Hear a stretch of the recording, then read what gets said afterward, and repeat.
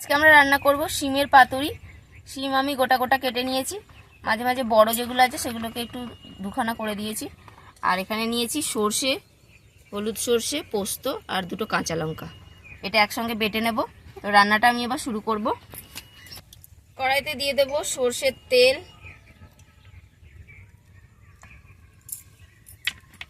এখানে নিয়েছি কালো জিরে দিয়ে দেবো।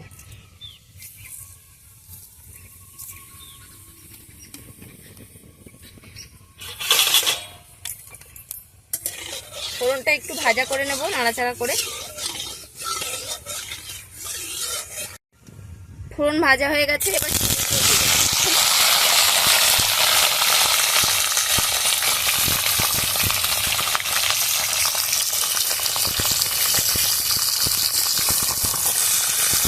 তেলের সাথে একটু ভাজা ভাজা করে নেব। সরষে কাঁচা লঙ্কার সাথে একটু আদা দিয়ে দিলাম, একসাথে পেস্ট করে নেব। দেখো শিমটা একটু ভাজা ভাজা হয়ে গেছে। এবার এর মধ্যে আমি দিয়ে দেব লবণ স্বাদ মতো, একটু হলুদের গুঁড়ো দিয়ে দিলাম,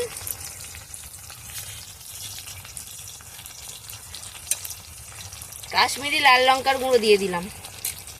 এবার একটু নেড়ে চেড়ে ভেজে নেব মশলাটা।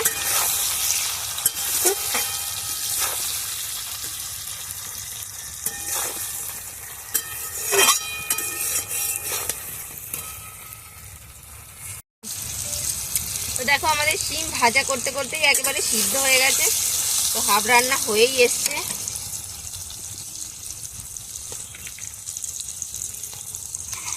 এবার যে সর্ষে পোস্ত কাঁচা লঙ্কার যে আদার বাটা পেস্টটা ছিল সেটা দিয়ে দেবো।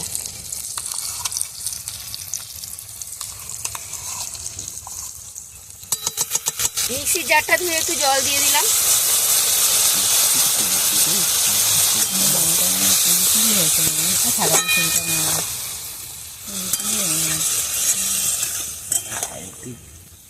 এবার একটু নাড়াচাড়া করে শিমের সাথে একটু নাড়াচাড়া করে নেব।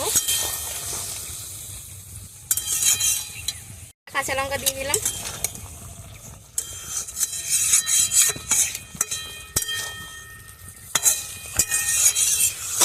অল্প একটু ধনেপাতা কুচো করে দিয়ে দিলাম, ছুরি দিয়ে কাটা হয়নি, হাতে করে দিয়ে দিলাম।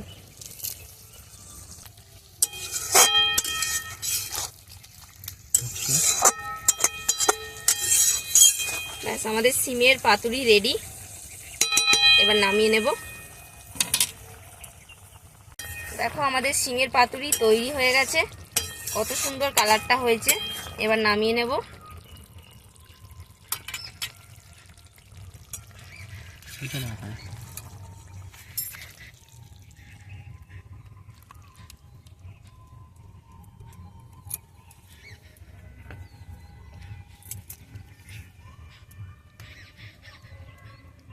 তো দেখো তৈরি হয়ে গেছে আমাদের শিম পাতুরি।